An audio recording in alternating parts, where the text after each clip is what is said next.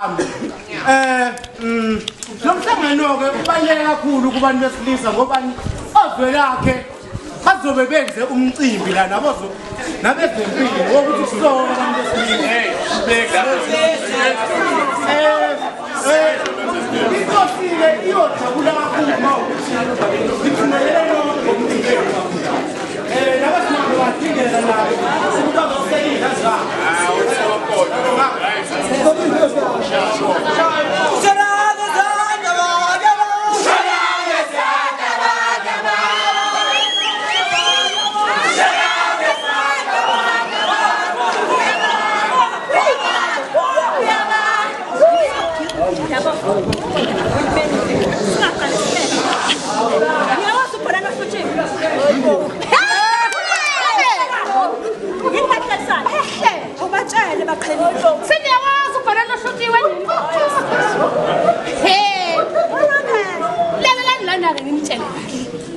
Niyabona ubhanana ongahlutshiwe lo kuchazwa ukuthi indoda engayanga ukuyosokwa.